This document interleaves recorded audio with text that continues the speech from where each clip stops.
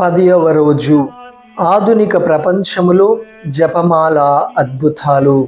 ఆధునిక శతాబ్దములో కూడా జపమాల ప్రార్థన జీవితాలను రక్షించినదని మీకు తెలుసా? హిరోషిమాలో 8 మంది జెస్యూట్ సభకు చెందిన గురువులు ప్రతిరోజు జపమాలని జపించేవారు. 1945లో అణుబాంబు పడినప్పుడు వారు 8 బ్లాకుల దూరములో ఉన్నప్పటికీ రేడియేషన్ ప్రభావం లేకుండా సురక్షితముగా ఉన్నారు. శాస్త్రవేత్తలు దీన్ని వివరించలేకపోయారు. మరియమ్మ రక్షణ దీనికి కారణం అని అంగీకరించారు.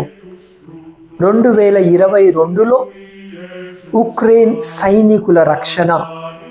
కథోలిక చాప్లెన్ గురువులు తెలిపిన దాని ప్రకారం జపమాల ధరించిన కొంతమంది సైనికులు ప్రాణాలు పోయేటటువంటి ఘోరమైన పేలుల నుండి అద్భుతముగా రక్షింపబడ్డారు. ఈ సంఘటన తరువాత చాలామంది సైనికులు రోజు జపమాల ప్రార్థన చేయడం ప్రారంభించారు. ఈ జపమాల వారికి ధైర్యం, ఆశ మరియు దేవుని రక్షణకు ఒక సూచికగా మారింది.